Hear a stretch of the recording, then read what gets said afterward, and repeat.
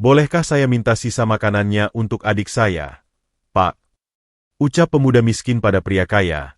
Tiba-tiba pria kaya menggendong bayi itu dan ini yang terjadi. Halo sahabat, apa kabar semuanya? Sebelum masuk ke ceritanya, jangan lupa nyalakan subtitle dan subscribe terlebih dahulu ya. Langit Jakarta sore itu mendung kelam, menggantungkan ancaman hujan yang akhirnya turun berupa rintik-rintik dingin. Di kawasan Menteng, di balik dinding kaca tebal restoran Le Gourmet, dunia tampak terpilah dengan jelas. Di dalam, kehangatan, cahaya temaram lampu gantung kristal, dan denting halus peralatan makan. Di luar, jalanan basah dan kesibukan kota yang tak peduli.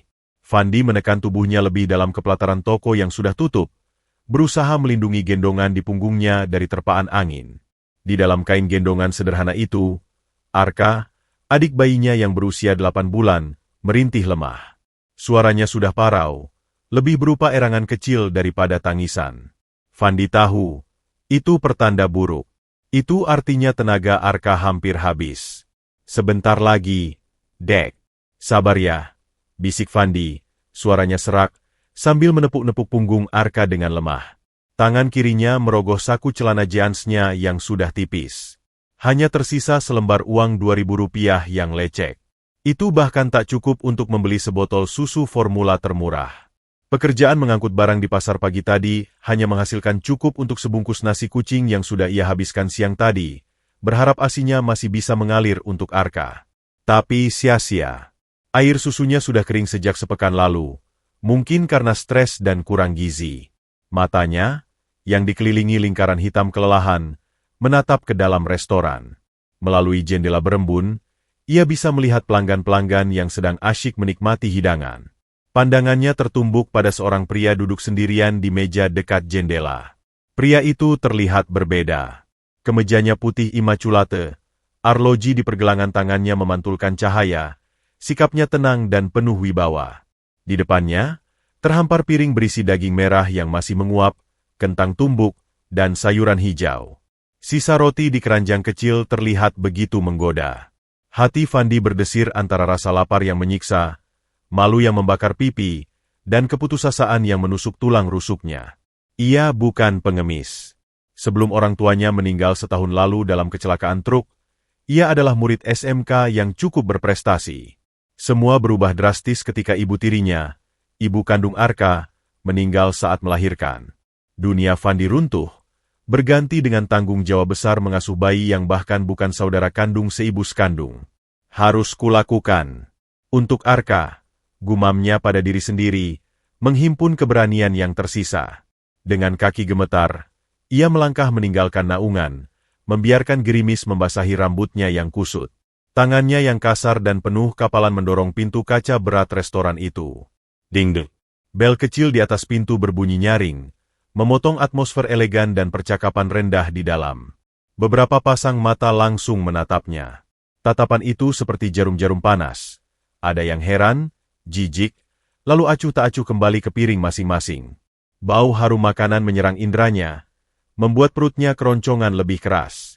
Ia merasa pusing. Pelayan dengan dasi kupu-kupu langsung mendekat. Wajahnya masam. Maaf, ini bukan tempat untuk. Sebentar, Pak. Saya hanya mau minta izin sebentar. Potong Fandi cepat, suaranya gemetar tak tertahan. Ia tak menghiraukan pelayan itu. Langkahnya terus melangkah menuju meja pria berkemeja putih itu. Satu-satunya harapan yang terpampang jelas di matanya. Setiap langkah terasa seperti menempuh jarak 1 kilometer. Bunyi sepatu botnya yang basah dan kotor meninggalkan jejak lembab di karpet tebal. Tangisan Arka di punggungnya, yang sempat mereda, kini kembali naik volumenya, seolah protes pada udara dingin ber-AC yang menggigit kulitnya yang tipis. Akhirnya, ia berdiri di samping meja pria itu. Ia menunduk sangat dalam, tak berani menatap wajahnya. Maaf, Pak, mengganggu waktu makan Pak. Suaranya hampir tak terdengar. Tenggelam oleh musik klasik lembut dan rintik hujan di jendela. Ia menarik napas dalam, memeras seluruh sisa harga dirinya yang masih tersisa. Bolehkah saya minta sisa makanannya untuk adik saya, Pak? Kalimat itu meluncur seperti pisau tumpul, menyayat mulutnya sendiri. Air mata panas sudah menggenang di kelopak matanya, tetapi ia tahan. Ia tak boleh menangis. Ia harus kuat untuk Arka. Ia menunggu, tubuhnya kaku, siap menerima cacian, penolakan, atau mungkin panggilan satpam. Di punggungnya, Arka menangis lebih kencang, seakan merasakan kepanikan kakaknya. Dan di seberang meja, Pak Tony, sang pria berkemeja putih, baru saja meletakkan ponselnya setelah menelepon klien penting. Tatapannya yang awalnya kesal, perlahan-lahan teralihkan dari layar ponsel ke pemuda-muda yang kurus kering itu, lalu turun ke arah kain gendongan dari mana tangis pilu seorang bayi terus membelah kesunyian mewah ruangan itu. Telepon di tangan Pak Tony masih terasa hangat. Suara kliennya, Pak Hendra, masih terngiang-ngiang tentang besaran komisi untuk proyek apartemen super mewah di Senayan. Angka yang disebutkan bisa menghidupi ratusan keluarga seperti pemuda di hadapannya ini selama setahun. Tapi di telinganya, justru suara lain yang mendominasi. Tangisan bayi yang lemah namun membandel, menusuk lapisan pertahanannya yang selama ini dibangun dari kesuksesan materi. Maaf, Pak Hendra, ada sesuatu yang perlu saya urus di sini. Saya hubungi Anda kembali, ucap Pak Tony dengan suara datar yang ia kuasai dengan sempurna, sebelum menekan tombol merah di ponselnya. Matanya tidak lepas dari Fandi. Di dalam benaknya, kalkulasi cepat berjalan, pengemis. Mungkin bagian dari sindikat. Bayi itu mungkin bukan adiknya, hanya alat untuk menguras simpati. Ada yang bisa saya bantu? Tanya Pak Tony akhirnya. Suaranya dingin, profesional, seperti sedang berbicara dengan bawahan yang melakukan kesalahan. Ia tidak menjawab permintaan Fandi. Ia malah mengangkat gelas anggur merahnya, menyeruput perlahan, seolah memberi waktu pada Fandi untuk menyadari ketidakpantasannya dan pergi. Fandi menggigit bibirnya yang pecah-pecah. Dia bisa merasakan tatapan sang pelayan yang masih berdiri tak jauh, siap mengusirnya. Dia juga melihat sekeliling, beberapa tamu sudah berbisik-bisik, ada yang menggeleng, ada yang memalingkan muka. Dia sudah seharian belum makan. Pak, desis Fandi, berusaha keras agar suaranya tidak terisak. Tangannya, yang kotor dan kuku hitam, dengan gemetar membuka lipatan kain gendongan sedikit, memperlihatkan bagian kepala Arka yang merah, dengan mata tertutup dan mulut menganga menangis. Hanya sisa, Pak, apa saja. Susu kalau ada. Ucapan, susu, itu diucapkan dengan penuh harap-harap cemas. Pak Tony melirik piringnya. Steaknya baru separuh. Kentang tumbuk masih banyak. Roti di keranjang bahkan belum disentuh. Membuangnya adalah hal biasa. Tapi memberi pada pengemis? Itu bukan kebiasaannya. Itu bisa mengundang yang lain. Laura, tunangannya, pasti akan mencapnya naif dan lemah. Manajer, panggil Pak Tony tiba-tiba, suaranya lantang memotong ruangan. Fandi langsung menegak. Jantungnya berdebar kencang. Ini dia. Dia akan diusir dengan kasar. Air matanya akhirnya menetes, bercampur dengan air hujan di pipinya. Dengan insting, ia menarik kain gendongan menutupi Arka, berbalik setengah tubuh, bersiap untuk lari. Namun, yang terjadi di luar dugaan. Pak Tony menunjuk arah Fandi, lalu ke arah manajer yang sudah bergegas mendekat dengan wajah waspada. Tolong siapkan satu porsi bubur bayi, yang halus dan hangat. Dan satu gelas susu formula hangat, perintahnya. Suaranya tetap datar, tanpa emosi, seperti sedang memesan tambah wine. Manajer dan Fandi sama-sama tertegun. Lalu, lanjut Pak Tony, matanya masih menatap Fandi yang kini membalikan badan dengan wajah tak percaya. Tolong siapkan satu paket makanan tak keawai yang lengkap untuk pemuda ini. Tempatkan di meja itu. Ia menunjuk sebuah meja kecil di dekat pintu, jauh dari area makan utama.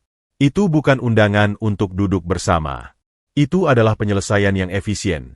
Kasihan terlihat, gangguan dihilangkan, dan status quo tetap terjaga.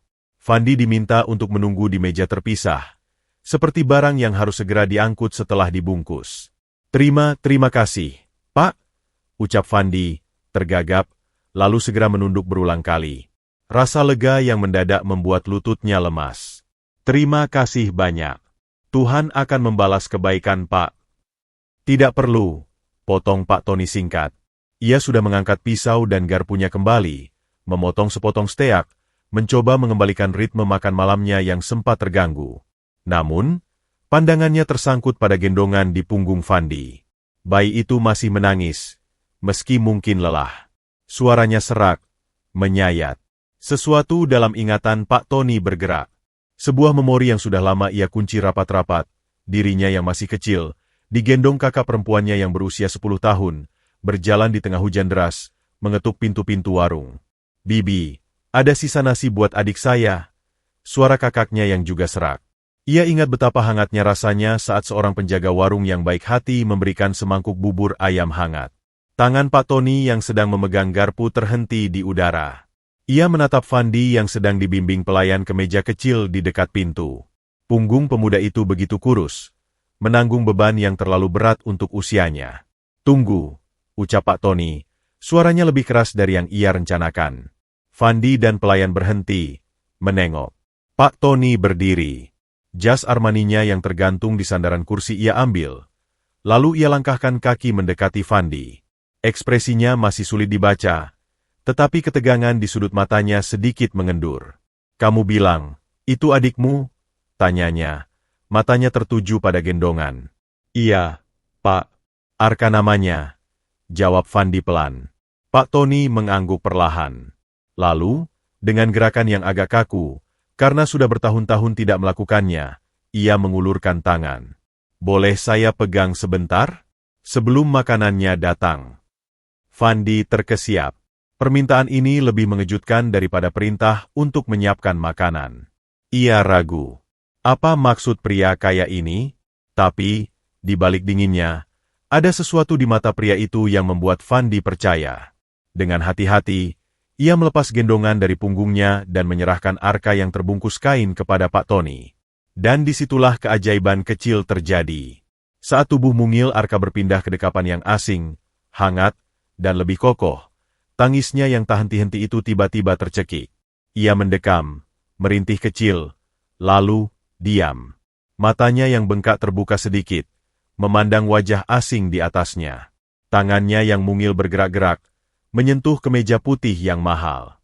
Keheningan yang tiba-tiba itu terasa sangat kontras. Pelayan terdiam. Beberapa tamu yang mengamati dari jauh berhenti berbisik. Pak Tony sendiri merasa sesuatu yang aneh di dadanya. Sebuah kehangatan yang terlupakan, sebuah kedamaian yang tidak ia dapatkan dari kontrak miliaran atau pujian dari para kolega. Dia berdiri di sana, di tengah restoran mewah, dengan jas mahal di satu tangan dan seorang bayi miskin yang sudah tenang di tangan lainnya, memandangi pemuda kurus yang matanya berkaca-kaca karena haru. Sebuah keputusan mulai terbentuk di benaknya, melampaui sekadar pesanan tak keawai. Keheningan itu menggantung di antara mereka, terasa asing di tengah gemerisik peralatan makan dan bisik-bisik tamu yang penasaran. Pak Tony tidak bergerak. Dia seperti patung yang baru saja dihidupkan oleh kehangatan kecil di lengannya. Getaran halus dari tubuh Arka, napasnya yang mulai teratur meski masih terseduh-seduh kecil, semuanya terasa begitu nyata.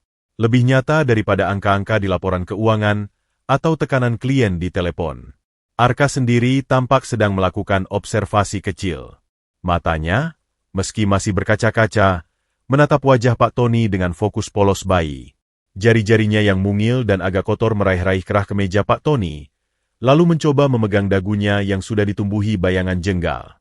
Sentuhan itu, sepele, namun membuat Pak Tony tersentak ringan. Sudah bertahun-tahun tidak ada yang menyentuhnya dengan polos seperti itu.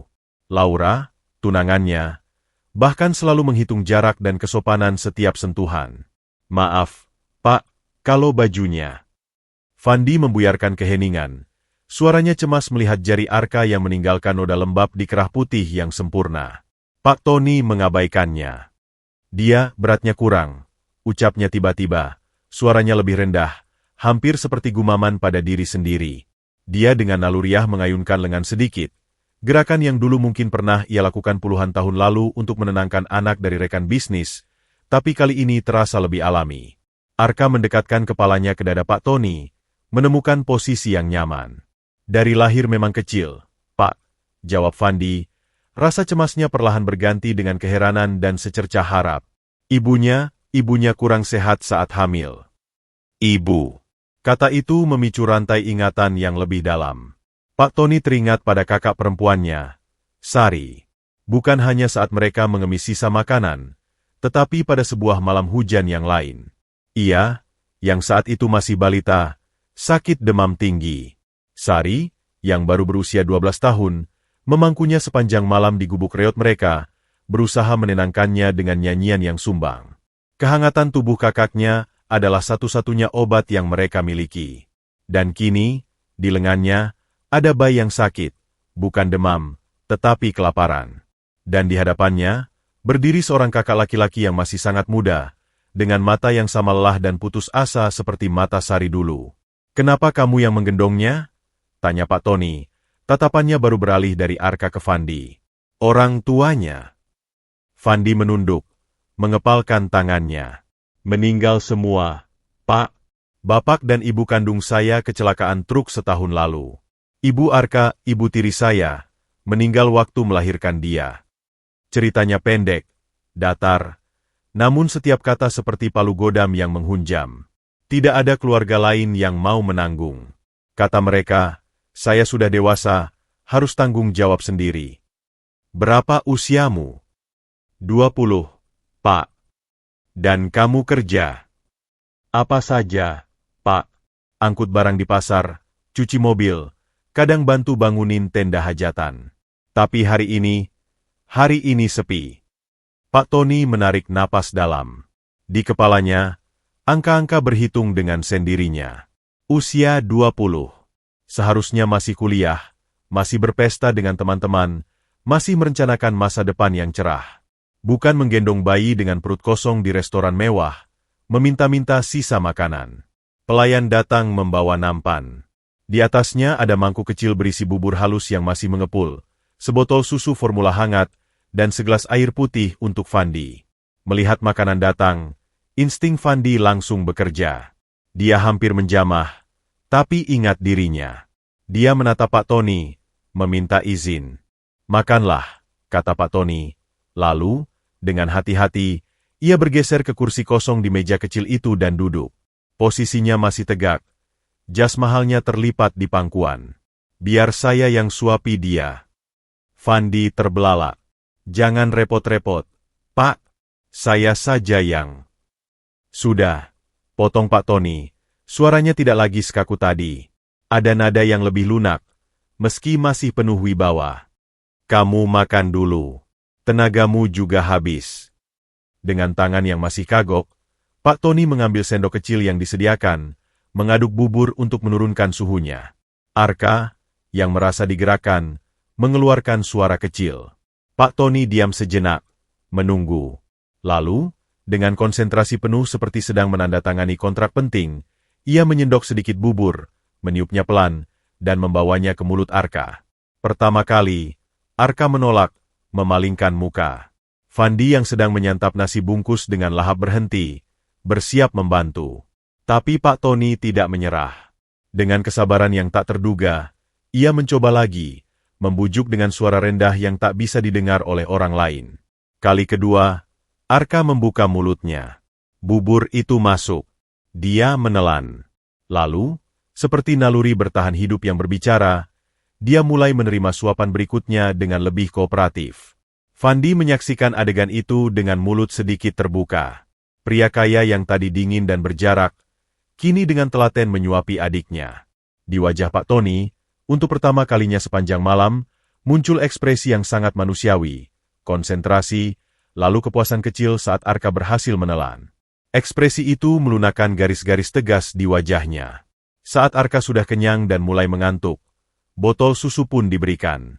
Pak Tony memegang botol itu dengan cara yang masih kurang natural, tetapi Arka, dengan mata setengah tertutup, langsung menghisapnya dengan lahap. Suara menghisap yang kecil itu memenuhi kesunyian di meja mereka. Sementara itu, Fandi sudah menghabiskan makanannya. Perutnya yang keroncongan akhirnya tenang. Rasa malu dan putus asa perlahan digantikan oleh rasa terima kasih yang membuncah dan juga keheranan. "Terima kasih, Pak," ucap Fandi lagi, kali ini dengan air mata yang tak lagi bisa ditahan. Saya tidak tahu harus bilang apa. Saya janji, ini terakhir kali saya mengganggu orang." Pak Tony, yang sedang memandangi Arka yang mulai tertidur di lengannya, mengangkat pandangannya. Air mata Fandi sepertinya menggelisahkannya. Dia melihat ke arah meja lamanya, di mana steak setengah habis dan anggur separuh terisi masih menunggu. Dunia lamanya, yang teratur dan dingin, terasa begitu jauh. "Kamu tidur di mana selama ini?" tanya Pak Tony tiba-tiba.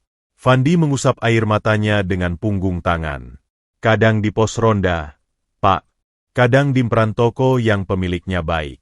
Kalau lagi punya uang, numpang di kos-kosan kumuh sehari." Pak Tony mengangguk pelan. Arka sudah tertidur pulas, botol susunya kosong. Ia berdiri, dengan sangat hati-hati memindahkan Arka kembali ke pelukan Fandi. Bayi itu hanya merintih kecil sebelum kembali terlelap, kali ini dengan perut kenyang. "Duduk di sini tunggu sebentar," perintah Pak Tony. Ia kembali ke mejanya, bukan untuk menghabiskan makanannya, tetapi untuk mengambil dompet kulitnya. Ia mengeluarkan beberapa lembar uang kertas, lalu sebuah kartu nama. Ia juga menandatangani sesuatu di belakang struk pembayaran. Kembali ke meja Fandi, ia menyerahkan uang dan kartu nama itu. "Ini untuk mengontrak kamar kos yang layak buat seminggu depan. Besok pagi, jam 8 tepat, kamu datang ke alamat di kartu nama ini. Tanyakan pada satpam untuk menemui saya, Tony Wijaya. Saya punya pekerjaan untukmu di gudang. Ada juga tempat penitipan anak di sana. Arka bisa ikut." Fandi memandangi uang dan kartu nama itu seperti melihat harta karun. Tangannya gemetar hebat. "Pekerjaan, Pak? Saya cuma lulusan SMK, Pak. Tidak punya skill." "Kamu punya skill yang lebih penting, tanggung jawab dan kejujuran," sahut Pak Tony cepat. "Sisanya bisa diajar. Tapi ingat, jam 8 tepat. Saya tidak suka orang telat." Dengan itu, Pak Tony mengangguk, mengambil jasnya, dan berbalik untuk pergi. Dia membayar makanannya dan makanan Fandi di kasir tanpa melihat ke belakang lagi. Fandi duduk terdiam, memeluk Arka erat, sementara di tangannya tergenggam uang, kartu nama, dan secarik struk bertuliskan tulisan tangan tegas, "Jangan menyerah." Di luar, Pak Tony masuk ke mobil mewahnya. Dia duduk di jok belakang, memandangi hujan yang mulai reda di kaca jendela. Tangannya masih terasa hangat, masih terasa nyaman adanya beban kecil tadi. Untuk pertama kalinya dalam bertahun-tahun, keputusannya tidak berdasarkan kalkulasi untung rugi. Dan untuk pertama kalinya pula, dia merasa ada sesuatu yang hilang mulai terisi kembali, meski hanya sedikit. Bayi yang diam dalam pelukannya tadi telah membungkam bukan hanya tangisnya sendiri, tetapi juga suara bising kesepian dalam diri Pak Tony. Bab 4. Bukan hanya makanan. Pagi di PT. Arkatama Group berdenyut dengan energi bisnis. Gedung berkaca itu memantulkan sinar matahari, dan para karyawan berseragam rapi berjalan cepat dengan wajah-wajah serius. Fandi, dengan Arka digendong di punggung memakai gendongan baru hasil belanja semalam, merasa seperti ikan yang terlempar ke daratan. Dia berdiri kaku di depan pintu kaca utama, memandangi pantulan dirinya, baju kaos polos yang sudah disetrika seadanya, celana jeans semi baru, dan sepatu kets yang bersih. Dia mengencangkan gendongan, membisikkan semangat pada Arka yang sedang mengamati sekeliling dengan mata bulat penuh rasa ingin tahu. Jam 8 tepat, gumannya, mengepalkan tangan yang memegang kartu nama Pak Tony. Persis ketika jarum jam menunjukkan angka 8, ia menghampiri satpam. Nama, Tony Wijaya, saja sudah membuat satpam itu terdiam sejenak, memandanginya dari ujung kepala hingga kaki, lalu menelepon. Beberapa menit kemudian, seorang asisten pria dengan kacamata turun menjemput. "Fandi, Ibu Jessica dari HRD akan memproses dokumenmu. Ikut saya." Perjalanan melewati lobi marmer, naik lift kaca yang menampakkan pemandangan kota, dan menyusuri koridor sunyi dengan karpet tebal membuat Fandi semakin nervous. Mereka berhenti di sebuah ruang kecil namun nyaman di dekat area gudang. Itu adalah ruang daycare karyawan. Beberapa bayi dan balita bermain dengan pengasuh. "Ini tempatnya Arka nanti," ujar si asisten. "Sekarang, ikut saya ke HRD." Prosesnya berjalan lancar, meski mata Ibu Jessica dari HRD seringkali memandang penuh tanda tanya. Fandi diterima sebagai helper gudang, posisi paling dasar, tetapi dengan kontrak tetap dan tunjangan yang bagi Fandi terdengar seperti mimpi, gaji cukup untuk kontrak kamar kecil, tunjangan makan, dan, yang membuatnya hampir menangis, asuransi kesehatan yang mencakup juga untuk adik, dengan catatan sebagai tanggungan. Bapak Tony yang menanggung premi tambahannya untuk adikmu, ujar Ibu Jessica singkat. Jangan sampai mengecewakannya. Fandi mengangguk cepat, hatinya berbunga-bunga. Dia diberi seragam biru, diajak berkeliling gudang yang luas dan bersih, dan diperkenalkan pada mandor gudang, Pak Rudi, serta beberapa rekan kerja. Kebanyakan mereka menyambut dengan baik, meski ada beberapa yang melirik curiga. Hari pertama berjalan dengan tangan blong, kaki pegal, tetapi hati ringan. Saat jam istirahat, Fandi berlari ke Daichar. Arka, yang tadinya cemberut melihat orang asing, ternyata sudah bisa ditenangkan oleh pengasuh dan bahkan tertidur pulas di boks bayi. Melihat adiknya aman dan nyaman, beban seberat gunung seakan luruh dari pundak Fandi. Kehidupan baru pun dimulai. Fandi bekerja dengan tekun luar biasa. Dia selalu datang paling awal, pulang paling akhir, tidak pernah mengeluh, dan mempelajari segala sesuatu dengan cepat. Setiap beberapa hari, kadang dia melihat dari kejauhan Pak Tony yang inspeksi ke gudang bersama manajer. Pak Tony hanya mengangguk singkat padanya, tidak lebih. Itu sudah lebih dari cukup bagi Fandi. Namun, pada akhir minggu kedua, atmosfer berubah. Fandi sedang mengistirahatkan badan di pinggir gudang, menghabiskan bekal nasi sederhananya, ketika sebuah bayangan panjang menghalangi cahaya matahari. Dia mendongak. Seorang wanita cantik dengan potongan rambut bob rapi, memakai blazer warna champagne dan high heels yang mengkilat, berdiri di hadapannya. Ekspresinya dingin. Matanya menyapu Fandi dari atas ke bawah seperti menilai sampah. "Kamu Fandi?" Suara wanita itu tiris, tidak ramah. "Iya, Bu. Ada yang bisa saya bantu?" Fandi buru-buru berdiri, membersihkan seragamnya. "Aku Laura, tunangan Direktur Tony." Dia tidak mengulurkan tangan. Matanya tertuju pada gendongan yang sedang Fandi lepas karena Arka tidur di Daichar. "Aku dengar ceritamu. Sedih sekali. Tapi, perlu kamu tahu, perusahaan ini bukan panti asuhan." Fandi terdiam. Darahnya seakan membeku. "Tony memang punya hati baik, kadang terlalu baik," lanjut Laura, melipat tangannya. "Tapi mencampurkan urusan pribadi yang sentimental dengan bisnis adalah kesalahan. Kontrak kerja, tunjangan ekstra untuk orang luar, itu semua adalah liability. Celah hukum. Saya tidak mengerti, Bu. Saya hanya mau kerja jujur," bantah Fandi, rasa percaya dirinya runtuh. "Oh, kamu akan kerja. Tapi ingat, statusmu di sini sangat rapuh. Satu kesalahan kecil, satu komplain dari rekan kerjamu, dan kamu bisa lenyap." Laura mengambil langkah mendekat, wanginya yang mahal terasa menusuk. "Dan bayi itu? Daichar itu fasilitas untuk karyawan tetap yang sah, bukan untuk setiap anak liar yang dibawa ke sini. Pertahankan sikapmu. Jangan membuat keributan. Jangan mendekati Pak Tony untuk meminta lebih. Paham?" Fandi hanya bisa mengangguk. Tenggorokannya tercekat. Laura tersenyum tipis, sebuah senyum tanpa kehangatan, lalu berbalik dan pergi dengan langkah percaya diri, meninggalkan Fandi yang gemetar. Konflik pertama itu seperti tamparan keras. Fandi menyadari, penerimaan yang ia rasakan mungkin hanyalah ilusi dari satu orang di puncak. Dunia di sekelilingnya masih penuh dengan prasangka dan tembok tinggi. Keesokan harinya, masalah datang. Formulir klaim asuransi kesehatan Arka yang seharusnya diproses, tertahan di meja HRD. Ibu Jessica berkata dengan wajah masam, "Ada masalah verifikasi hubungan saudara. Butuh dokumen lebih lengkap." Dokumen yang dimaksud hampir mustahil ia dapatkan, mengingat status kelahiran Arka yang tidak biasa dan orang tua yang sudah tiada. Di gudang, sikap beberapa rekan, terutama seorang bernama Reno, berubah. Reno adalah senior yang sudah lama di gudang. "Dasar anak emasan," bisiknya keras-keras saat Fandi lewat. "Cuma modal nangis-nangis bawa bayi, langsung dapat posisi. Kami yang bertahun-tahun di sini, kapan dapat tunjangan anak gratis?" Fandi memilih diam, membenamkan diri dalam pekerjaan. Namun, setiap hari ada saja hal kecil. Catatan presensi yang, secara tidak sengaja, salah, barang yang ia tata rapi tiba-tiba berantakan, atau order yang seharusnya untuknya dialihkan ke orang lain. Dia tahu Reno yang berada di balik itu, Mungkin dengan restu diam-diam dari orang lain yang iri. Puncaknya adalah ketika sebuah paket barang import bernilai tinggi hilang. Seluruh gudang digeledah. Dan, di dalam loker sederhana Fandi, lokernya sendiri yang hampir kosong, satpam menemukan barang itu terselip di balik seragam cadangannya. Reno berteriak paling keras.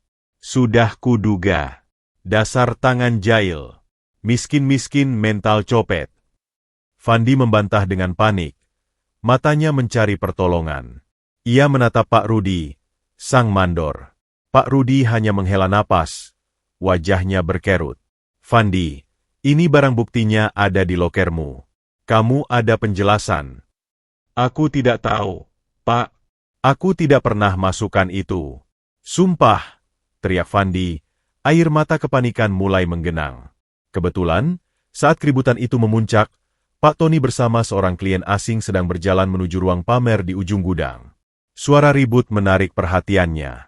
Wajahnya berubah masam melihat kerumunan. Laura, yang kebetulan menemani Tony, segera berbisik.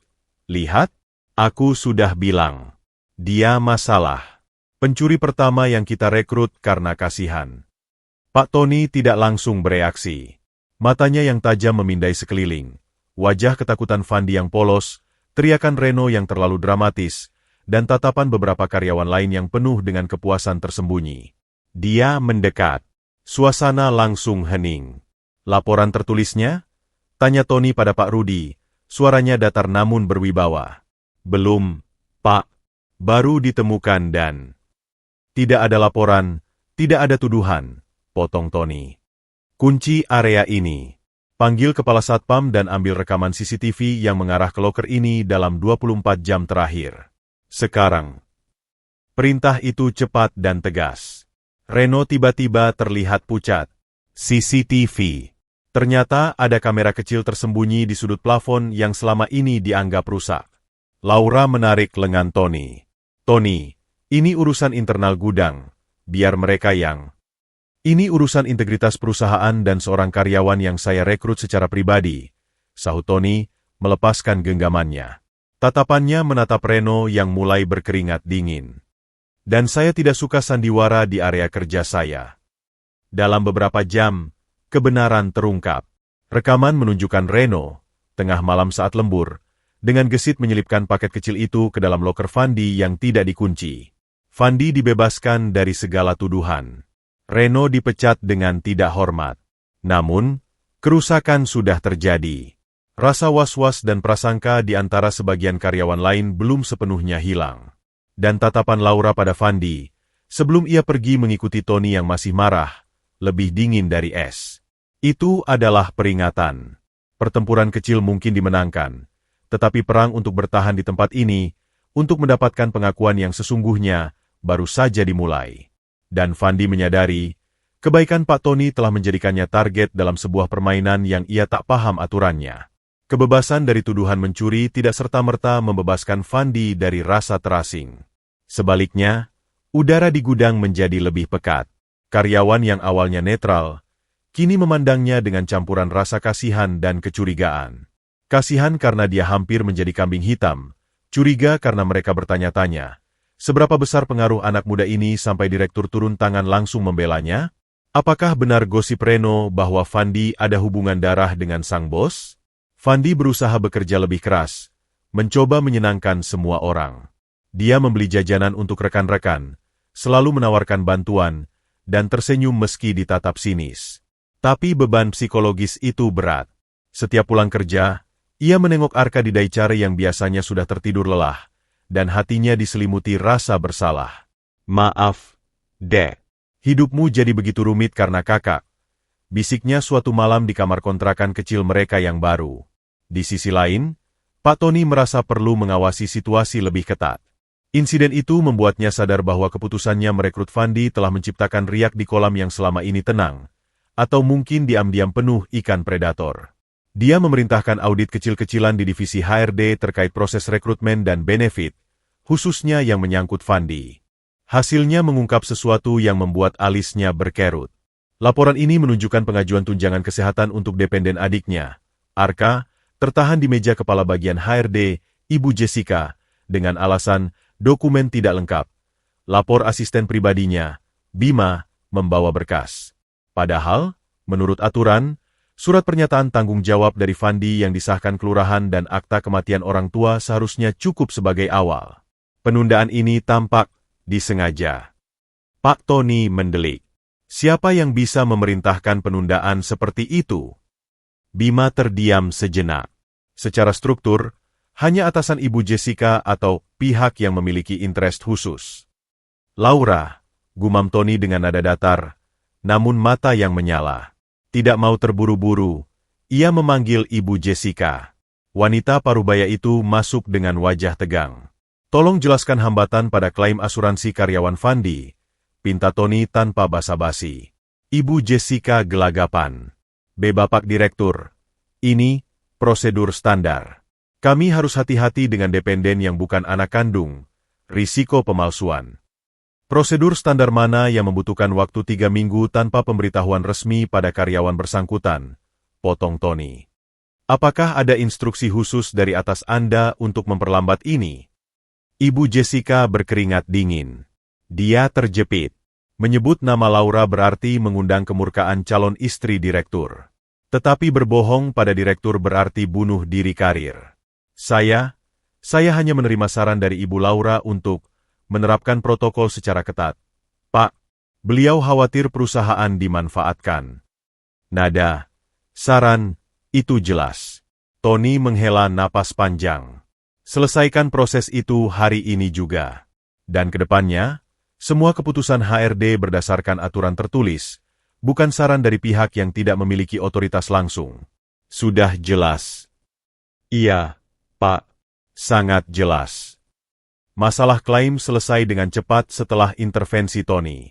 Namun, ini adalah kemenangan kecil yang justru memperbesar jarak antara Tony dan Laura. Malamnya, di apartemen mewah mereka, pertengkaran pertama yang serius pecah. Kamu mempermalukanku, Tony, memanggil bawahan untuk mempertanyakan saranku. Laura membentak, wajahnya merah. Itu bukan saran, Laura. Itu intervensi yang bisa merusak reputasi perusahaan dan mengorbankan karyawan yang tidak bersalah. Balas Tony tenang, tapi suaranya berisi. Dia karyawan? Dia pengemis yang kamu angkat karena sentimental. Kamu jadi bahan gunjingan. Tony, bos besar yang tergiur air mata anak kemarin sore dan bayinya. Dia bekerja lebih keras dari kebanyakan orang di gudang. Dan itu bukan tentang air mata. Itu tentang memberi kesempatan pada seseorang yang pantas. Pantas? Dunia ini penuh orang, pantas, yang tidur di jalan. Kamu tidak bisa menyelamatkan semuanya. Apalagi dengan mengorbankan efisiensi dan menciptakan konflik internal. Laura berjalan mondar-mandir. Aku melakukan itu untukmu, Tony. Untuk melindungimu dari orang yang hanya memanfaatkan kelemahanmu. Kelemahan. Tony tertawa getir. Menunjukkan belas kasihan adalah kelemahan sekarang. Di dunia kita, iya. Lihat ayahmu dulu. Dia hancur karena terlalu baik hati pada partner bisnisnya. Sebutan ayahnya membuat Tony terdiam. Itu adalah titik sensitif. Ayahnya, pengusaha tekstil yang jujur, bangkrut karena ditipal rekan dan ditinggal banyak orang. Tony membangun Arkatama dari nol dengan prinsip keras. Bisnis adalah bisnis, jangan campur dengan hati. Fandi bukan partner bisnis. Dia karyawan, sahut Tony akhirnya, lebih lemah. Tapi dia sudah menjadi titik lemahmu. Orang melihatnya dan melihat sentimentalisme buta Tony Wijaya. Itu buruk untuk negosiasi, untuk pencitraan, untuk segalanya. Laura mendekat, mencoba meraih tangan Tony.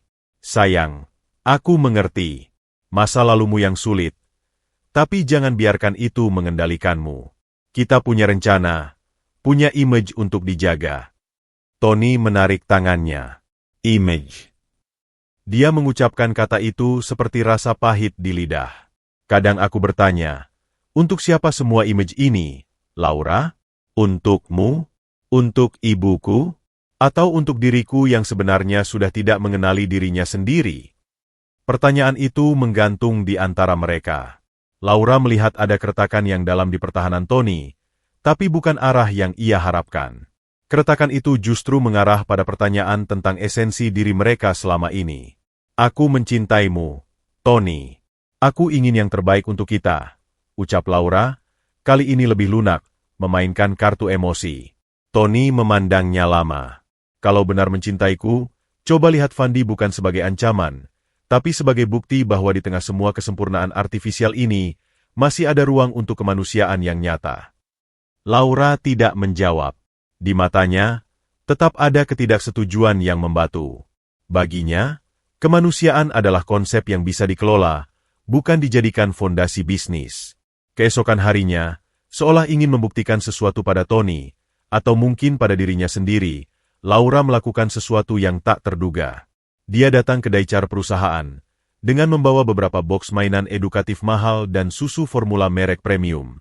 Dia tersenyum manis pada pengasuh, bahkan sesaat menggendong Arka yang sedang rewel dengan cara yang terlihat canggung namun berusaha. Pastikan anak ini mendapatkan yang terbaik, ujarnya pada kepala Daichar. Atas nama perusahaan. Kabarnya cepat sampai ke telinga Fandi. Awalnya, dia lega dan bersyukur. Mungkin Laura akhirnya mengerti. Namun, saat ia berterima kasih pada Laura yang kebetulan lewat, responnya membuatnya bingung.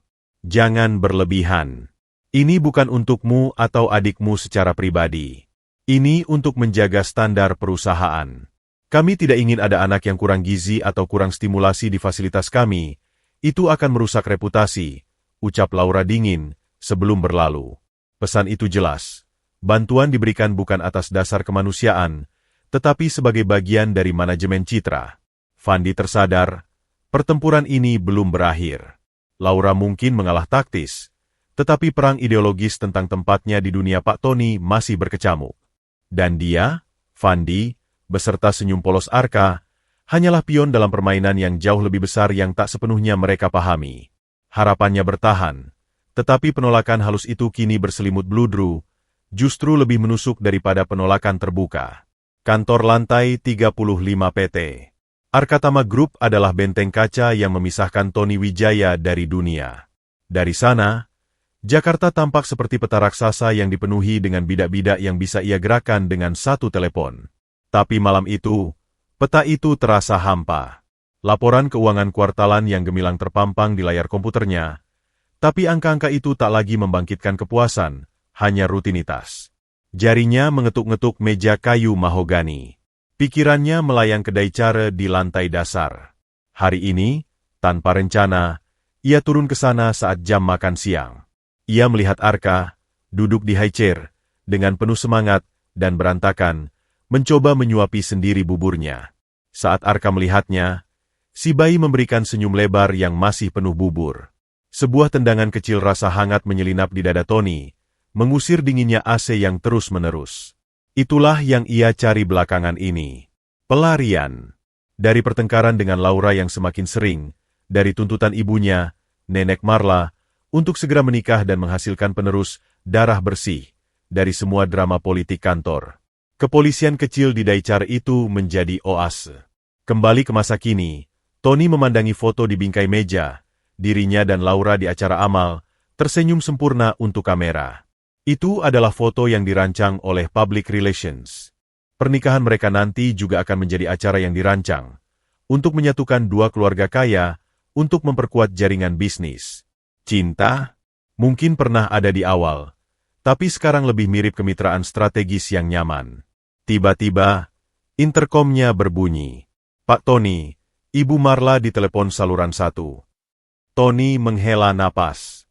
Ibunya jarang menelepon langsung ke kantor kecuali ada sesuatu yang penting, atau yang ia anggap penting. Ibu, sambutnya, mencoba menyembunyikan kelelahan. Tony, makan malam besok di rumah. Laura dan orang tuanya akan datang.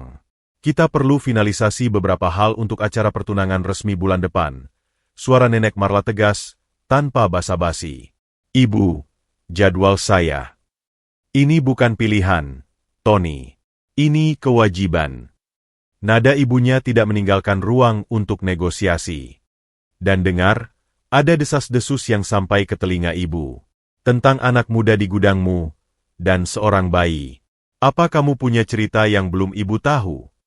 Tony merasa tengkuknya menegang. Tidak ada cerita, Bu.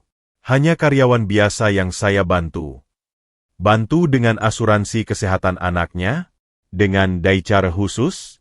Tony, orang bicara. Mereka bilang anak itu mirip denganmu saat bayi. Omong kosong. Tony membentak, lebih keras dari yang ia rencanakan. Itu hanya gosip iri dari karyawan yang saya pecat. Fandi adalah karyawan yang baik, dan adiknya adalah bayi yang tak berdosa. Titik. Diam sejenak di seberang telepon. Baik.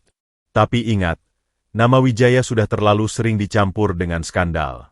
Jangan tambahkan lagi.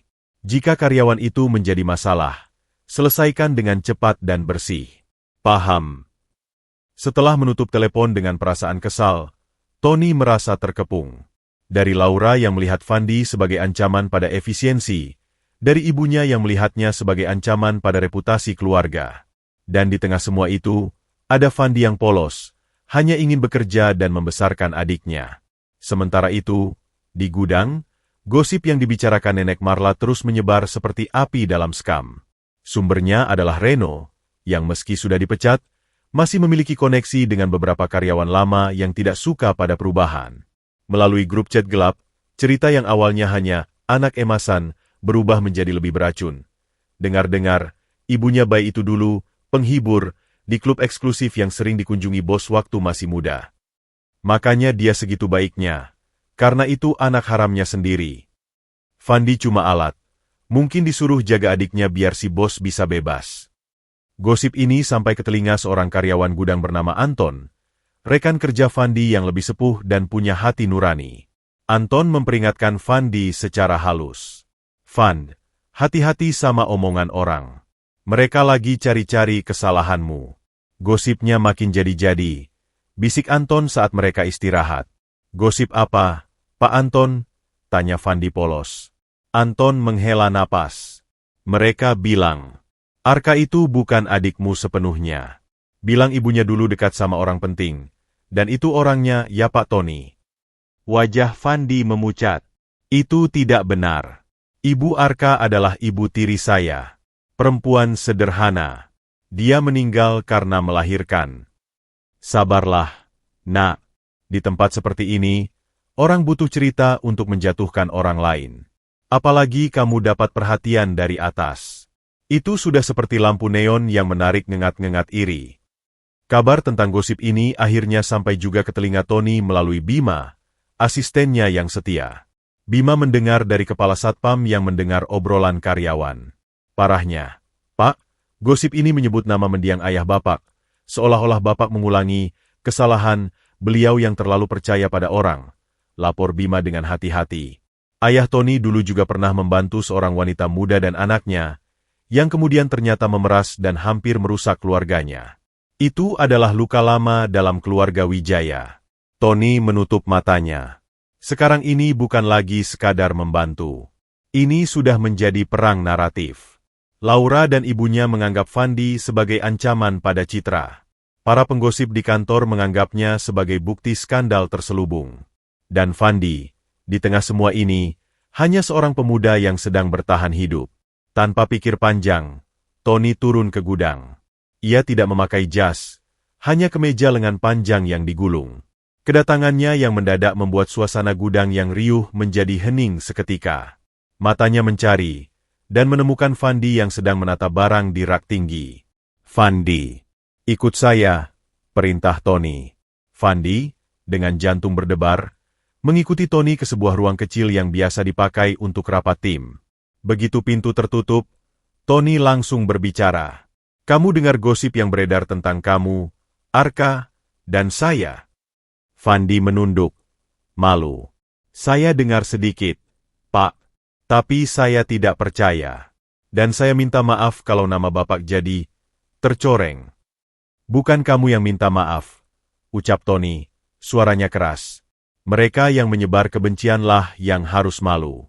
Tapi kita harus hadapi ini. Tony memandang Fandi. Apakah kamu punya bukti kuat tentang hubunganmu dengan Arka? Akta kelahiran, surat dari rumah sakit, apa saja? Fandi mengangguk pelan. Ada. Ibu saya, Ibu Arka, sempat menitipkan surat wasiat sederhana pada tetangga sebelum meninggal. Surat itu mengatakan bahwa saya yang harus merawat Arka karena tidak ada keluarga lain. Ada juga foto-foto ibu hamil dan saya di sampingnya. Semua ada di kontrakan. Bahwa besok, kita akan hadapi ini secara hukum jika perlu. Perusahaan tidak boleh diracuni oleh fitnah.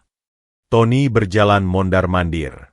Tapi perlu kamu tahu, Fandi, ini mungkin akan jadi lebih sulit. Nama keluarga saya terlibat.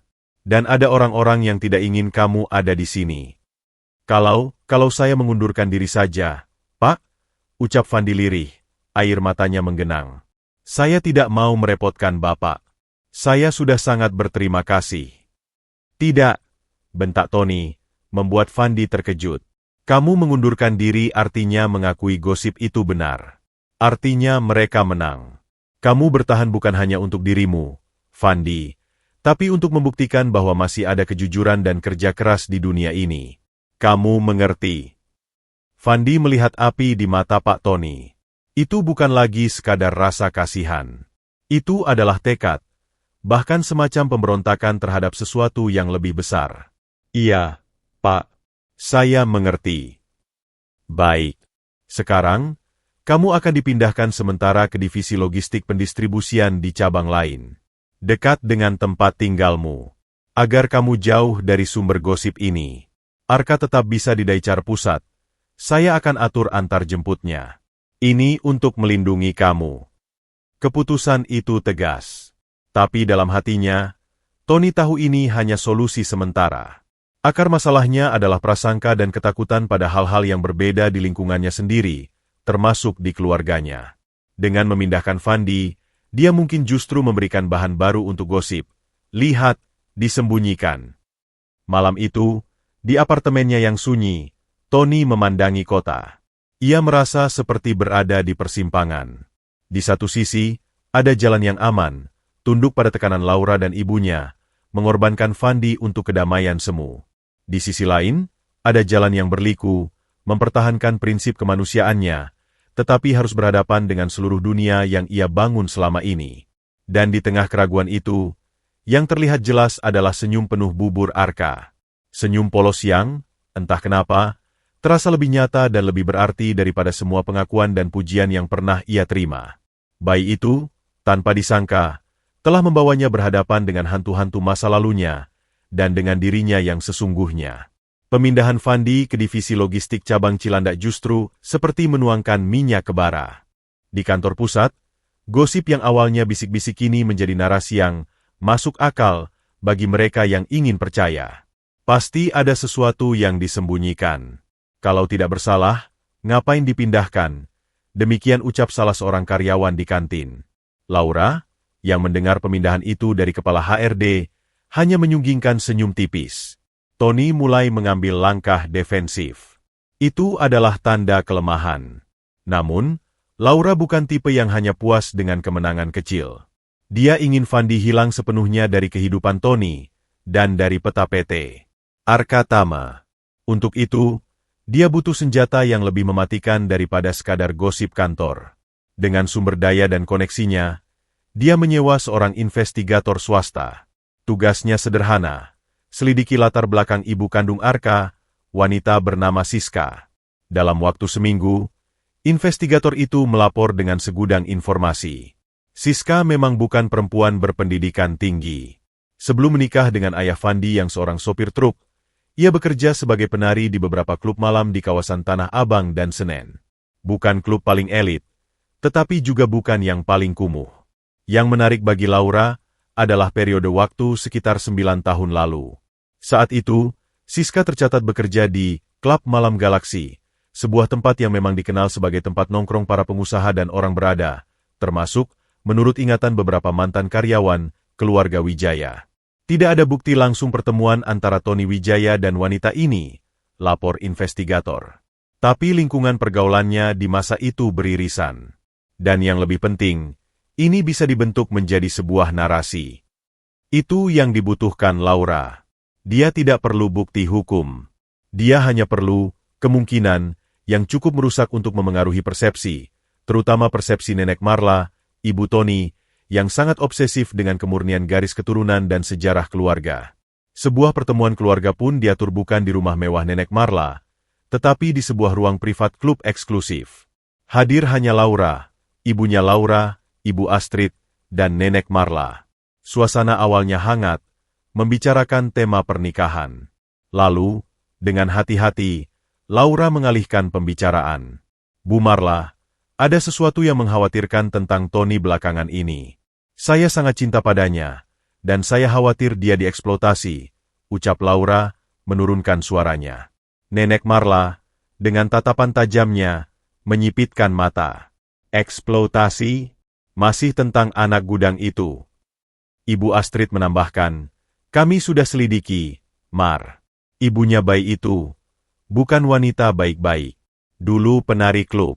Dan yang memprihatinkan, klub tempatnya bekerja dulu sering dikunjungi oleh mendiang suamimu dan mungkin juga Tony di masa mudanya. Sekali lagi, tidak ada tuduhan langsung, hanya kemungkinan dan kekhawatiran. Tapi bagi Nenek Marla, itu sudah cukup. Wajahnya memucat. Ingatannya melayang pada suaminya dulu, pada skandal yang hampir menghancurkan rumah tangganya karena wanita pesinden yang mengaku hamil anaknya. Trauma itu nyata dan dalam. Apakah kamu bilang bahwa bayi itu mungkin cucu saya? Anak haram Tony? Desis Nenek Marla. Suaranya bergetar antara marah dan ngeri. Kami tidak berkata begitu, Bu. Laura segera membelokkan. Kami hanya khawatir Tony, karena nostalgia atau rasa bersalah pada masa lalunya, terjebak dalam situasi yang sama seperti ayahnya dulu. Dia membantu dengan begitu besar, seolah-olah ada tanggung jawab moral yang lebih dalam. Dan anak muda itu, Fandi, mungkin memanfaatkan kemiripan atau kecurigaan ini untuk mengikat Tony. Strategi Laura brilian. Dia tidak menuduh Tony berselingkuh. Dia mencitrakannya sebagai korban eksploitasi dan korban pola masa lalu yang berulang. Bagi Nenek Marla, yang lebih takut pada pengulangan sejarah daripada skandal baru, narasi ini jauh lebih efektif. Tony tidak pernah bicara tentang ini, gumam Nenek Marla. Dia malu, Bu. Atau mungkin dia sendiri tidak yakin. Tapi tindakannya, memberi pekerjaan, asuransi, bahkan mengatur penitipan anak, itu bukan tindakan bos pada karyawan biasa. Itu tindakan seorang yang merasa memiliki tanggung jawab khusus, bujuk Ibu Astrid dengan halus. Pertemuan itu berakhir dengan keputusan diam-diam. Nenek Marla akan turun tangan. Laura mencapai tujuannya tanpa harus menjadi penjahat di mata Tony. Ibunyalah yang akan menjadi tameng dan sekaligus penjaga kesucian keluarga Wijaya. Keesokan harinya, Nenek Marla muncul di kantor Tony. Wajahnya seperti batu. Kamu akan membatalkan semua bantuan pada pemuda dan bayi itu. Hari ini juga. Serunya tanpa pendahuluan. Ibu, kita sudah membicarakan ini. Itu hanya bantuan kemanusiaan. Bantah Tony, yang merasa seperti anak kecil yang dihakimi. Jangan bodoh. Tony, investigator Laura sudah menemukan siapa ibu bayi itu. Seorang penari klub. Dan klub itu adalah tempat ayahmu dan kawan-kawannya. Mungkin juga kamu di masa lalu, menghabiskan waktu. Apakah kamu yakin 100% bahwa bayi itu bukan darah dagingmu? Atau darah daging ayahmu? Teriak Nenek Marla, suaranya melengking. Tony terhenyak. Serangan ini jauh lebih kotor dan personal dari yang ia duga. Mereka tidak hanya menyerang Fandi, tetapi juga mengaitkannya dengan aib keluarga yang paling dalam. Ibu, itu keterlaluan. Ibu Arka sudah meninggal, dan dia adalah istri sah dari ayah Fandi. Kematian dan pernikahan tidak menghapus masa lalu. Tony, apa yang akan terjadi jika media tahu? Pengusaha top terjebak skandal anak haram bersama mantan penari klub? Kamu hancur. Perusahaan kita hancur. Pertengkaran itu berlangsung sengit. Tony berusaha membela, tetapi Nenek Marla sudah termakan racun ketakutan dan kebanggaan keluarga. Di akhir pertemuan, dengan air mata kemarahan di matanya, Nenek Marla memberikan ultimatum. Kamu punya dua pilihan, Tony. Putuskan semua hubungan dengan mereka, Atau aku akan menarik semua sahamku dari perusahaan dan mengumumkan alasannya kepada Dewan Komisaris. Pilih, dua orang asing itu, atau ibumu dan masa depan perusahaan yang ayahmu bangun dari nol. Itu adalah pukulan rendah. Nenek Marla masih memegang 30% saham perusahaan. Penarikannya akan menyebabkan gejolak kepercayaan yang parah. Tony terduduk lemas setelah ibunya pergi. Ia terjepit. Di satu sisi, prinsipnya dan janji implisitnya pada Fandi. Di sisi lain, tanggung jawabnya pada perusahaan dan pada keluarga yang telah membesarkannya. Dalam kebimbangan itu, ia membuat keputusan yang akan ia sesali. Ia meminta Bima untuk mengantar Nenek Marla ke kontrakan Fandi dengan membawa solusi. Tony sendiri tidak memiliki keberanian untuk menghadapi Fandi. Ia ingin hal ini diselesaikan cepat dan dengan jarak. Maka, pada sebuah sore yang kelam, sebuah mobil mewah berhenti di depan kontrakan sederhana di gang sempit. Nenek Marla turun dengan anggun, diiringi Bima yang wajahnya penuh ketidaknyamanan. Fandi, yang baru pulang dari cabang Cilandak dan sedang menyuapi Arka, terkejut melihat tamu tak terduga itu. "Kamu Fandi?" tanya Nenek Marla, tidak memperkenalkan diri, matanya menyapu ruangan yang sempit namun rapi. "Iya, Bu. Ada yang bisa saya bantu?" "Saya ibu dari Tony Wijaya." Fandi langsung berdiri, rasa hormat dan cemas beradu. "Silakan masuk, Bu. Maaf, tempatnya sederhana." "Tidak perlu. Saya hanya menyampaikan pesan." Nenek Marla mengeluarkan sebuah amplop putih tebal dari tas kulitnya. "Di dalam ini ada uang yang cukup untuk kamu dan adikmu hidup selama setahun. Plus tiket bis sekali jalan ke kota asalmu. Ambil ini, dan hilang dari kehidupan anak saya." Fandi seperti ditampar. Saya tidak mengerti, Bu." "Kamu mengerti. Kamu dan adikmu sudah menjadi masalah besar. Gosip, fitnah, mengancam nama baik keluarga dan perusahaan. Tony terlalu baik untuk mengatakannya langsung, jadi saya yang melakukannya." Nenek Marla melemparkan amplop itu ke atas meja kecil. "Ambil. Dan besok, jangan pernah muncul lagi di perusahaan atau mencoba menghubungi anak saya." Air mata Fandi menetes. Ini lebih sakit daripada tuduhan mencuri. Ini adalah penolakan atas eksistensi dan usahanya untuk menjadi baik. "Bu, saya hanya mau kerja jujur. Saya janji tidak akan merepotkan lagi. Tolong." "Kerja jujur? Di tempat lain. Dunia ini luas," potong Nenek Marla. "Jika kamu benar-benar sayang pada adikmu, kamu akan mengambil uang ini dan memberinya kehidupan yang lebih stabil, jauh dari semua drama ini. Atau, kamu mau tetap di sini sampai skandal pecah dan nama adikmu tercatat sebagai anak haram di mana-mana? Pilih." Kata-kata itu menghunjam seperti pisau. Fandi melihat Arka yang sedang asyik main-mainan plastik, tak sadar masa depannya sedang diputuskan oleh seorang wanita tua yang dingin. Ia terpukul. Ia merasa tidak punya kekuatan. Melawan wanita ini berarti melawan Pak Tony, melawan seluruh dunia yang memberinya kesempatan. Dengan tangan gemetar, perlahan, ia meraih amplop itu. Rasa hancur dan pengkhianatan yang luar biasa menyelimutinya. Ia merasa telah mengkhianati kepercayaan Pak Tony, tetapi apa pilihannya? Tetap bertahan dan membuat situasi semakin buruk untuk semua? "Baik, Bu," ucapnya lirih, suaranya hampa. Saya akan pergi." Nenek Marla mengangguk puas. Keputusan yang bijak. Lalu, tanpa sepatah kata pun lagi, ia berbalik dan pergi, meninggalkan Fandi yang runtuh di lantai, memeluk amplop uang yang terasa seperti peti mati bagi harga dirinya, sementara Arka merangkak mendekatinya, memandang kakaknya dengan mata polos yang bertanya-tanya. Fitnah telah menang, tanpa perlu bukti, hanya dengan ketakutan dan kesombongan. Aib keluarga telah mengubur harapan dua saudara yang hanya ingin bertahan hidup dengan jujur. Amplop putih itu tergeletak di atas meja kayu lapuk, bagai benda asing dari alam semesta lain yang jatuh ke ruang hidup Fandi. Udara di kontrakan sempit itu terasa mendadak pengap, meski jendela terbuka lebar. Fandi terduduk lemas di lantai, punggungnya menyandar dingin tembok. Tangannya masih menggenggam erat amplop itu, hingga kertasnya mengerut. Rasanya bukan uang, tapi bara api yang membakar kulit telapak tangannya.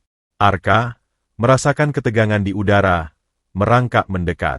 Dia menarik-narik celana Fandi, mengeluarkan suara, "Ah, ah, ah," meminta perhatian. Fandi menatap adiknya.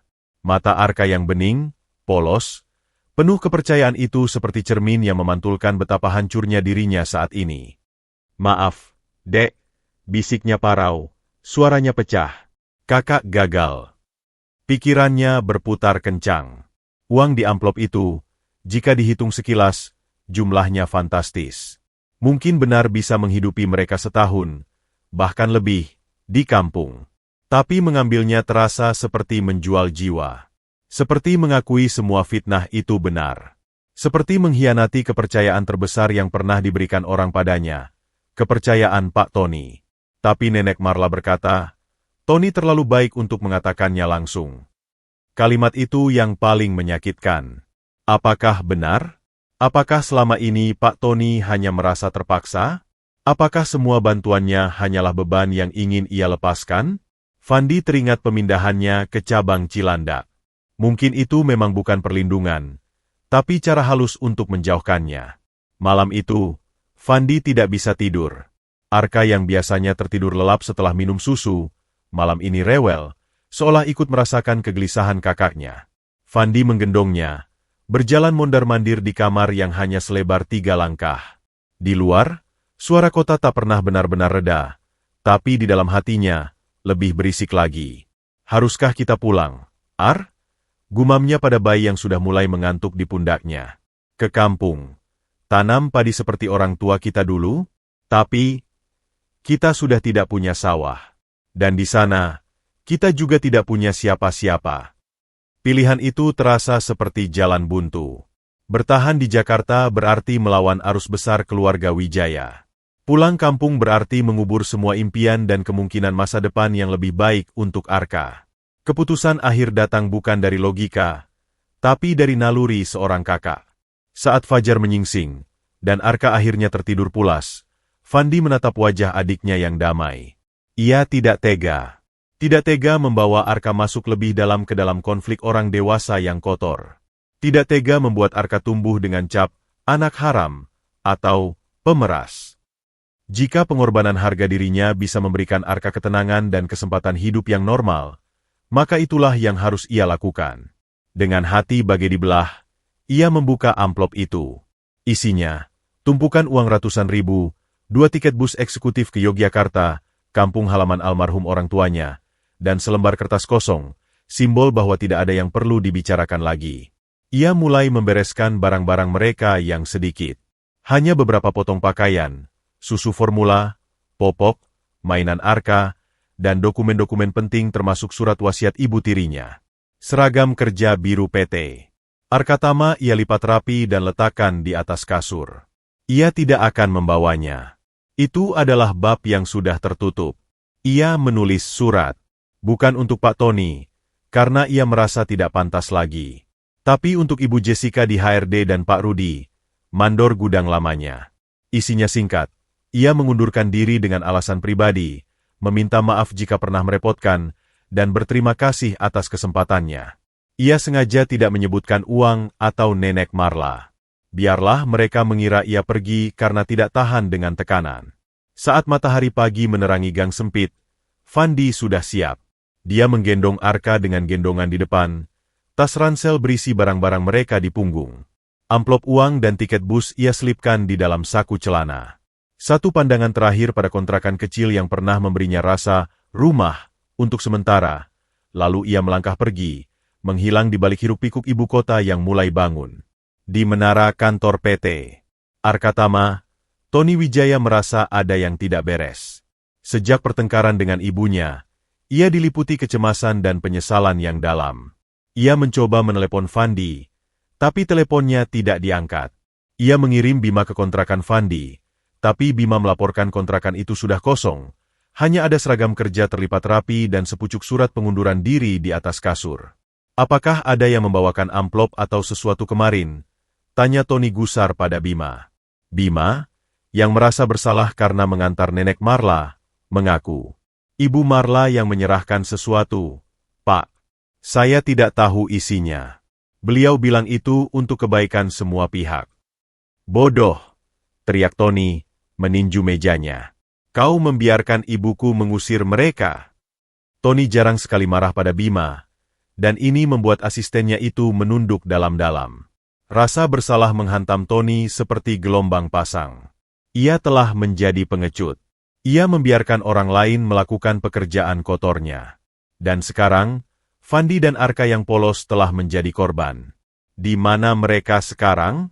Apakah mereka aman? Apakah Arka masih bisa mendapatkan susu dan tempat berteduh? Tanpa pikir panjang, Tony membatalkan semua rapatnya. Ia mengambil mobil pribadinya dan menyusuri jalan-jalan di sekitar kontrakan lama Fandi, bertanya pada tetangga, pada pedagang kaki lima. Informasi yang ia dapat minim. Fandi pergi pagi-pagi dengan membawa bayi, naik angkot arah terminal. Terminal. Tony mengebut ke terminal bus terdekat. Di tengah lautan manusia, bau knalpot, dan teriakan calo, ia merasa sangat kecil dan tak berdaya.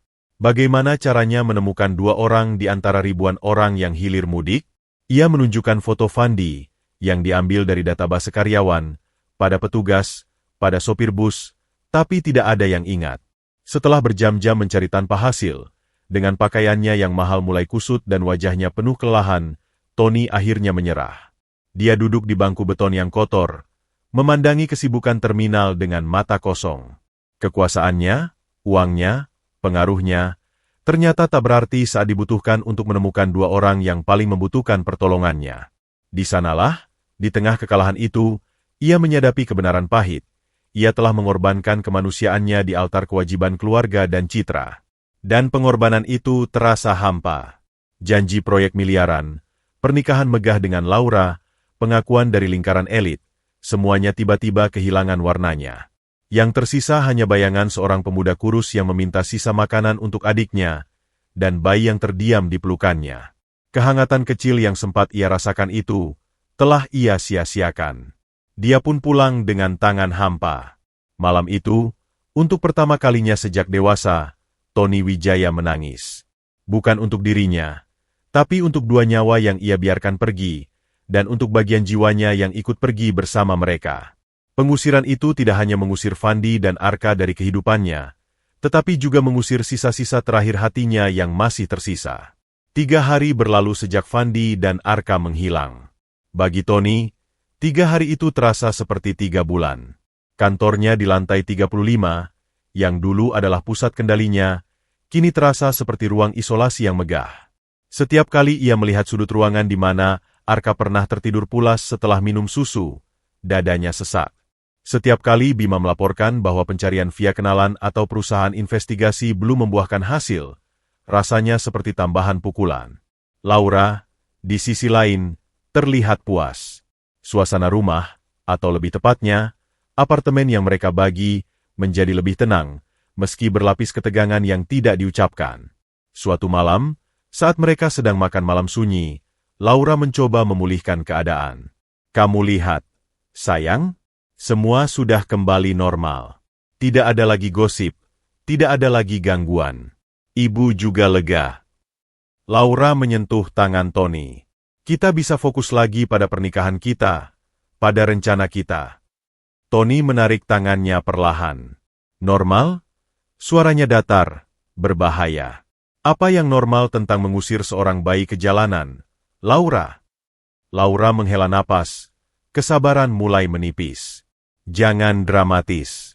Kamu memberinya uang yang cukup. Dia pasti sudah pulang ke kampungnya dengan aman. Kamu tidak tahu itu. Dan kamu tidak peduli. Suara Tony mulai meninggi. Yang kamu pedulikan hanya image. Hanya, kembali normal, versimu. Kau dan ibuku, kalian tega mengusir seorang bayi. Jangan menyamakanku dengan ibumu. Laura akhirnya meledak. Aku melakukan apa yang harus dilakukan untuk melindungi kamu dan bisnismu. Sedangkan kamu, terjebak dalam fantasi sok suci menyelamatkan dunia. Ini bukan fantasi, Laura. Ini tentang tanggung jawab dasar sebagai manusia.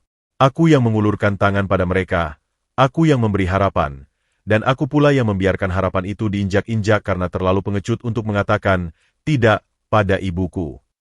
Pertengkaran itu memuncak. Laura melemparkan segala unek-uneknya. Tentang betapa lemahnya Tony sejak bertemu Fandi, tentang prioritasnya yang kacau, tentang betapa memalukannya dia di mata keluarga dan kolega. Mungkin, teriak Laura di akhir pertengkaran, air mata kemarahan di pipinya. Kamu memang cocoknya bersama orang-orang rendahan seperti mereka. Karena di hati kecilmu, kamu merasa diri sama rendahnya. Kalimat itu seperti pisau yang memutus sisa benang terakhir. Tony menatap Laura, dan untuk pertama kalinya, ia melihat tunangannya dengan jelas. Cantik, cerdas, ambisius, namun hampa dan kejam di balik senyum sempurnanya. Kau benar, ucap Tony tiba-tiba, suaranya tenang namun penuh keputusan. Mungkin aku memang tidak cukup tinggi untuk duniamu, Laura. Atau mungkin, duniamu yang terlalu tinggi, sampai kehilangan kemanusiaannya. Laura terkesiap. Apa maksudmu? Pertunangan kita selesai, ucap Tony, berdiri dari meja. Aku tidak bisa menikahi seseorang yang melihat pengusiran seorang bayi sebagai kembali normal. Aku tidak ingin hidup di dunia versimu lagi. Keputusan itu diucapkan dengan tenang, tanpa amarah tersisa, hanya kelegaan yang pahit. Laura terdiam, lalu wajahnya berubah dingin. Jangan kira kamu bisa merusak segalanya, Tony. Aku dan keluargaku punya andil besar di sini. Lakukan apa yang harus kalian lakukan, sahut Tony, sebelum berbalik dan meninggalkan apartemen, dan mungkin juga kehidupan lamanya. Keesokan harinya, Tony menghadapi konsekuensi lain, ibunya. Nenek Marla datang ke kantor, kali ini dengan wajah khawatir, bukan marah. Ia mendengar tentang pembatalan pertunangan. Tony, kamu gila? Karena dua orang gelandangan, kamu membatalkan pernikahan dengan Laura. Ini bukan tentang mereka, Ibu. Ini tentang aku. Tentang prinsip yang selama ini aku abaikan, jawab Tony, mencoba bersikap hormat namun tegas. Dan mereka bukan gelandangan. Mereka adalah Fandi dan Arka. Punya nama. Apa bedanya? Mereka sudah pergi. Sudah selesai. Tidak selesai untukku, Ibu. Tony memandang ibunya. Aku menyelidiki. Uang yang ibu berikan, sebagian besar kembali. Ditemukan oleh pemilik kontrakan. Fandi hanya mengambil cukup untuk ongkos dan beberapa hari hidup. Dia menolak sedekah kita.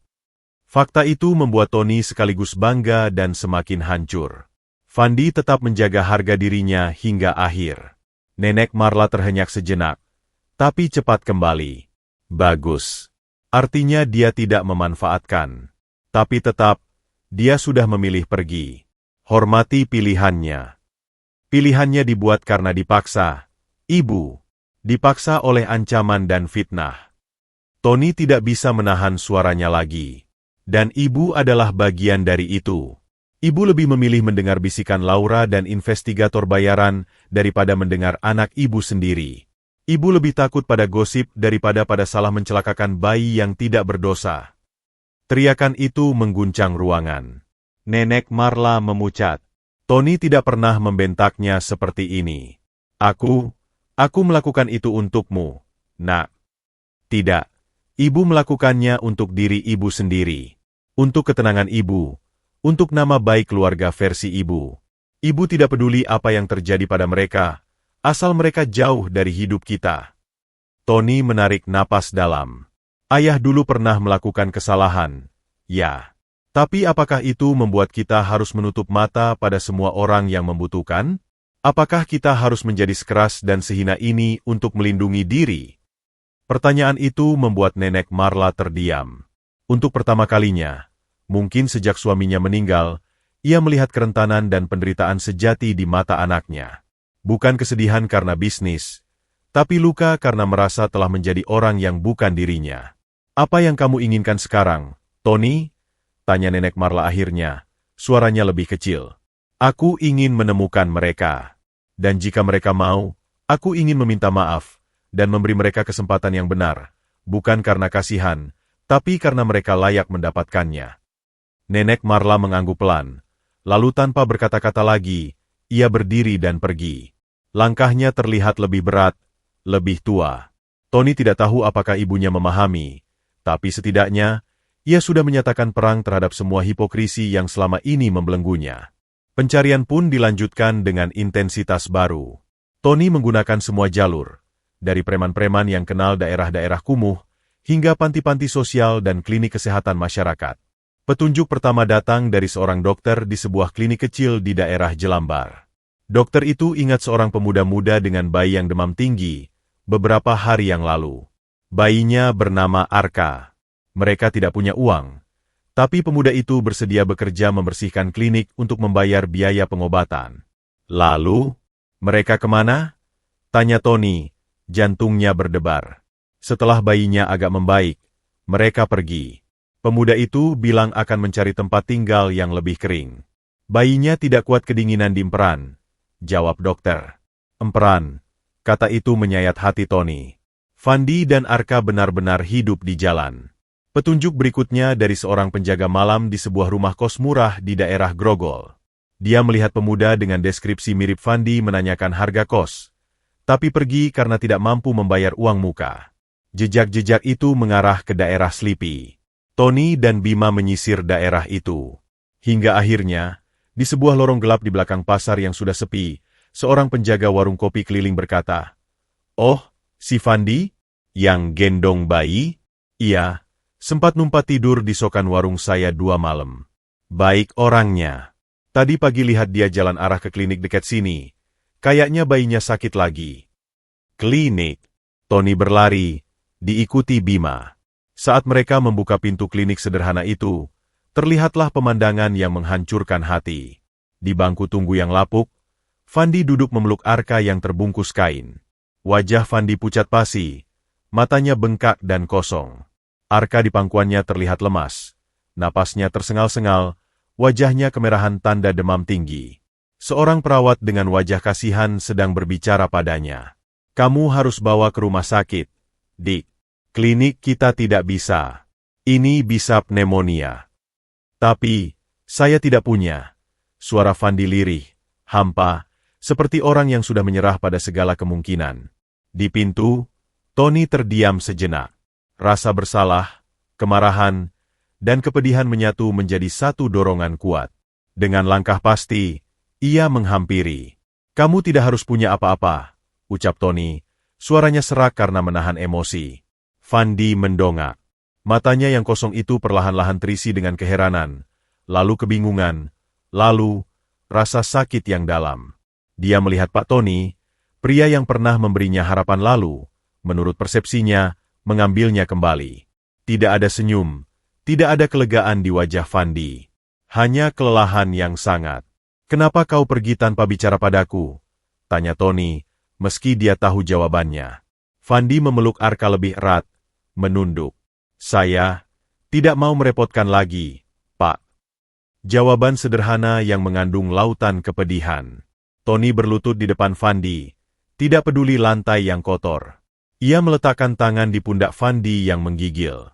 "Aku yang merepotkan kamu, Fandi. Aku yang mengecewakan kamu. Dan aku di sini sekarang untuk memperbaiki itu. Izinkan aku menolong. Untuk Arka." Fandi melihat ke mata Tony. Kali ini, ia melihat sesuatu yang berbeda. Bukan belas kasihan bos pada karyawan, bukan sentimental orang kaya. Ia melihat penyesalan tulus, tekad, dan mungkin sebuah permintaan maaf yang tak terucap. Air mata akhirnya mengalir deras di pipi Fandi. Dia mengangguk pelan, 1 kali. Itu saja sudah cukup. Tanpa membuang waktu, Tony mengangkat Arka dengan hati-hati dari pangkuan Fandi. Bayi itu terasa begitu ringan dan panas. "Bima, mobil terdekat. Sekarang." Dalam sekejap, kekosongan dan kepahitan yang menyelimuti Fandi mulai terpecah oleh sebuah harapan baru, yang datang dari sumber yang sama yang dulu memberikannya, lalu sempat menghilang, dan kini kembali, dengan luka yang sama-sama perlu disembuhkan. RS Premier adalah salah satu rumah sakit swasta terbaik di Jakarta. Biasanya, masuk ke sini membutuhkan rujukan, booking, atau setidaknya kocek yang dalam. Tapi malam itu, nama Tony Wijaya cukup untuk membuka semua pintu. Sebelum mobil mereka benar-benar berhenti di bawah kanopi emergency, Seorang dokter dan 2 perawat dengan stretcher sudah menunggu. Bayi, dugaan pneumonia berat. Perlu ICU segera, ucap Tony pada dokter yang mengenalinya, sambil dengan hati-hati menyerahkan Arka yang masih terbungkus kain tipis. Dokter itu langsung memeriksa sekilas. Wajahnya serius. Dalam hitungan detik, Arka sudah terbaring di atas stretcher, terhubung dengan oksigen portabel, dan digiring masuk meninggalkan Tony dan Fandi yang berdiri kaku. Tunggu di sini, saya urus administrasi, kata Tony pada Fandi, mencoba memberi isyarat agar Fandi duduk di kursi tunggu yang nyaman. Tapi Fandi hanya menggeleng, tubuhnya gemetar hebat, matanya menatap kosong ke arah pintu tempat adiknya dibawa. Rasa bersalah, ketakutan, dan kelelahan fisik mencapai puncaknya. Arka, dia tidak kuat lagi, Pak, bisik Fandi, suaranya seperti angin yang tertahan. Kemarin malam dia batuk-batuk, napasnya bunyi, grok-grok. Saya coba kasih obat warung, tapi malah panas. SHHH, sudah. Sekarang dia di tangan yang tepat, ucap Tony, menahan diri untuk tidak memeluk pemuda itu karena melihat betapa rapuhnya. Kamu sudah melakukan yang terbaik, Fandi. Sekarang biarkan dokter yang bekerja. Tony segera mengurus segala keperluan, menjamin semua biaya tanpa batas. Sementara Fandi, setelah dipaksa duduk oleh seorang perawat yang baik hati, akhirnya menyerah pada kelelahan. Kepalanya tertekuk, badannya berguncang oleh isakan yang tertahan. Selama perjalanan di mobil, selama proses serah terima yang berlangsung cepat, dia seperti robot. Sekarang, di keheningan koridor rumah sakit yang berbau antiseptik, pertahanannya runtuh. Tony duduk di sampingnya, membiarkan Fandi menangis. Dia tidak berkata apa-apa, hanya sesekali menepuk punggung Fandi dengan kaku. Dalam diam, Tony mengamati keadaan Fandi. Baju yang sama seperti 3 hari lalu, kotor dan bau, sepatu yang solnya sudah terkelupas, tangan yang penuh lecet dan kotor. Dia membayangkan betapa beratnya 3 hari itu bagi mereka berdua. Setelah tangisnya mereda, Fandi bercerita dengan suara parau, terpotong-potong. Mereka sempat menginap di perantoko, lalu diselokan sebuah musola. Arka mulai rewel sejak malam kedua. Uang dari nenek Marla, Fandi hanya ambil seperlunya untuk ongkos dan makanan darurat. Selebihnya dia tinggalkan karena merasa itu uang haram, uang yang diberikan untuk mengusirnya.